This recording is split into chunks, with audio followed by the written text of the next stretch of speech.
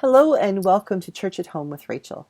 My name is Rachel Parker and my pronouns are she and her, and I am an Anglican priest with responsibility for Dayspring Ministries, which is a grouping of churches, St. Mary's in Edgerton, St. Saviour's in Vermilion, and St. Thomas in Wainwright in the Diocese of the Diocese of Edmonton in Alberta within the Anglican Church of Canada. And I'm glad to see you today.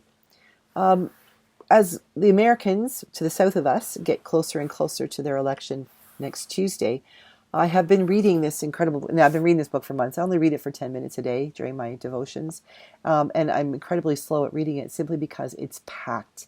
And I read a paragraph and I go back and read it again. But yesterday I was reading. This is from Christianity for the Rest of Us, how the neighborhood church is transforming the faith by Diana Butler Bass. And I was reading this yesterday, and it was just this. It spoke to me about what's happening in the States right now, and what I think is about to happen in Alberta, if not in Canada. And she says she's talking about rejecting theocracy, rejecting secularism. And so the message is framed, at least in part, by standing against two extremes, both of which mainline Protestants find unsettling: fundamentalism and secularism. This is the essence of their via media. The via media within the Anglican Church is the middle way. That's what we call what we do, the center place where there's room on the right and there's room on the left. So this is the essence of their via media. In the midst of the cultural divide, the pilgrims on my journey struggled to create a public theology that is open, inclusive, and tolerant. A vision that persuades by goodness, service, and beauty, not by condemnation, force, or violence. Seeing religious intolerance as dangerous, they have no interest in creating a Christian commonwealth or any sort of theocracy. Unlike Christian fundamentalists, they strongly support the legal separation of church and state. However, they equally define themselves against secular liberals and praise the informal influences of faith on politics.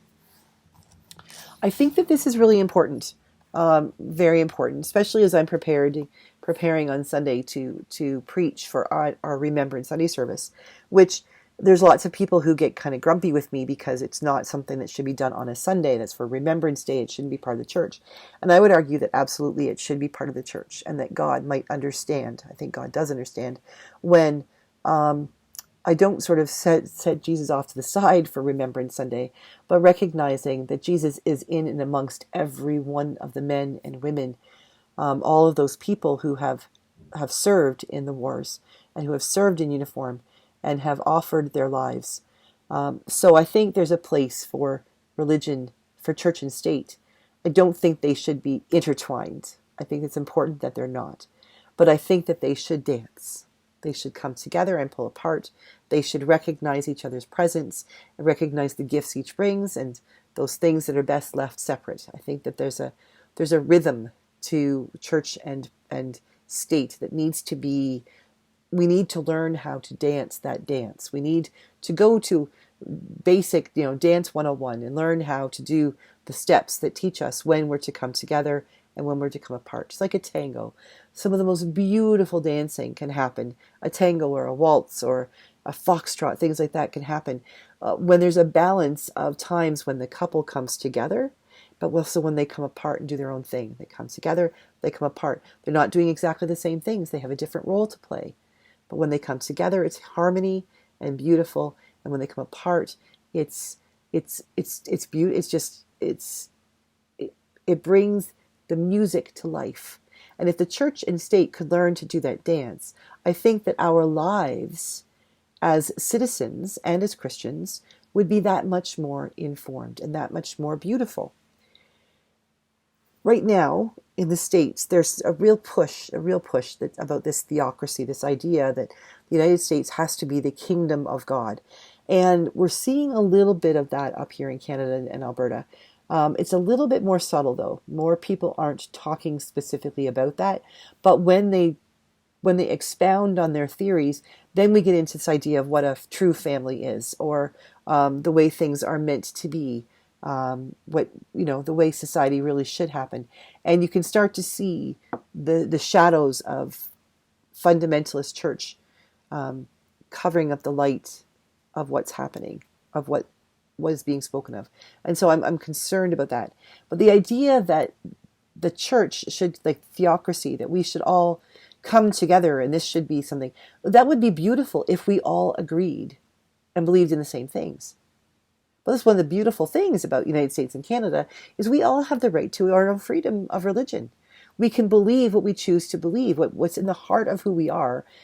No one else has the right to come to us and say, they can say you're wrong. They have the right, I guess, to say you're wrong. You can't believe, you shouldn't believe that. But they can't tell us that what we believe, we can't believe it. They can argue with us. They can tell us they think we're full of hogwash and poppycock. But the fact is that we have the right to worship and to believe as we choose to believe, as we feel called to believe. Even if, especially if that is completely opposite to what they believe. And that is where theocracy doesn't work.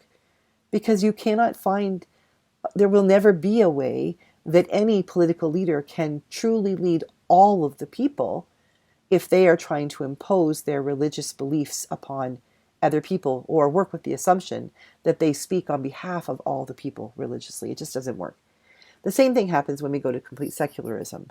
This idea that, that faith and things like that don't work at all. We need faith. We need, whether you're Buddhist or you're Muslim or you're Jewish or you're Christian or you're an atheist or an agnostic or a Satanist, there's a sense of that understanding of having something that we believe in or something upon which we base our values that needs to contribute to society, and to say that we can't use any of that, theocracy on this end and complete secularism on this end, to swing the pendulum this way and say, it's completely wrong to bring any of that into play, that's a dangerous place to be as well, because you're not going to find compassion. You're not going to find a place where people recognize that the decisions that are being made at the end of the day need to be about people. I know we listen a lot to this idea that it's about the economy and we have to balance the budget and it's got to be about, money, and it's got to be, well, I don't know about fair, because right now in the States, the whole idea that people could be relieved of $10,000 or $20,000 worth of debt. I'm sorry, but when I graduated high school or university, I had more than $10,000 in debt. Like, I just did. And I only had debt for 3 of the 7 years I went to school. I was able to work through and pay for the first. But for anybody doing their university or college or even trade school, to find that they have, that they could have $10,000 of their debt with incredibly high interest rates forgiven, what a relief. And that isn't about necessarily, it's about finances, absolutely, but it's more about people. And then the finances kick in, because if the people have less money to spend, they have to spend on the debt relief, then they have more money to spend on buying a house or taking a trip or buying a car or putting braces on their kids' teeth. Just that's the way it is. It needs to be about, yes, the economy needs to be a part of it, but recognition that the economy is there for the people not for the economy. And right now it feels like secularism and economy have become synonymous. That has to be about, everything has to be about who makes the most money, who has more at the end of the day. And the people who generally, maybe not always, but generally speaking, those who can afford to take a hiatus from their work, their career, to run for politics, to be able to campaign, those are the folks who generally have the affluence to be able to do that in the first place. So you're not going to get your average person who's got, a couple of kids and soccer and braces to pay for and a mortgage. That's not likely going to be the person who's going to run for Congress or become your member of legislature or your member of parliament in Canada, because a lot of people just can't afford to give up they can't afford to take the risk that if they, that they're going to give up their job for a couple of years to go off and, serve in Ottawa or Washington. And then if they get ousted, then come back and where's their job? How many teachers can guarantee their job's going to be around in 4 or 5 years if they want it back? There is already a power play in position for those people who are in government, who are in power. And that's okay. I understand that. I understand the reasoning for that. But at the same time, those are the same people who need to realize that their decisions, they may be part of the 1% or 2 or 5 or 10% that don't have to pay, that maybe their tax bracket is giving them a break. But what about everybody else underneath?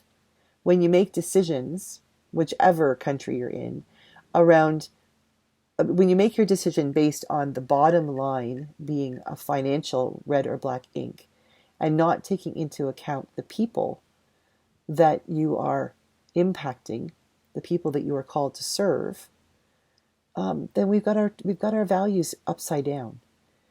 When we think about the people, should be how we make our decisions about our finances as countries, as states, as provinces, as towns.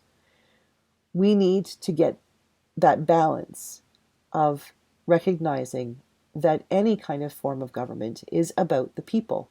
And that means that we cannot eliminate that group of people, those groups of people, by creating a theocracy that is only about the small group of people, the religious fundamentalists, nor can it on the secular side be about eliminating the group of people who are not privileged, who are not the wealthy. It needs to be about uplifting everyone on both parts. So finding that balance between theocracy and secularism, finding that ability to find how we as a society move forward, enabling people to both have their religious freedom, but also have the ability to buy food and put gas in their car and be able to own their own home if that's their dream. Recognizing that they are welcomed and acknowledged as contributing and important parts of society rather than the us and them. We don't need an us up here and a them down here. What we need is an us. We need an us. And so for my friends south of the border, God bless you. And I hope that you have the courage to vote.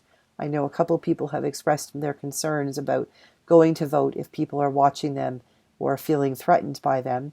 Has been the case in the news in Arizona. But I hope that you have the courage to speak and to cast your ballot, because regardless of who wins, only when you have cast your ballot has your voice been heard.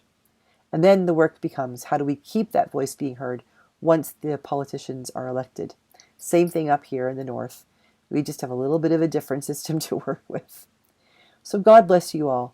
Have a great day and give some thought to that whole theocracy, secularism thing, and figure out where do you lie in there and how do you fit in to the dance that is church and state.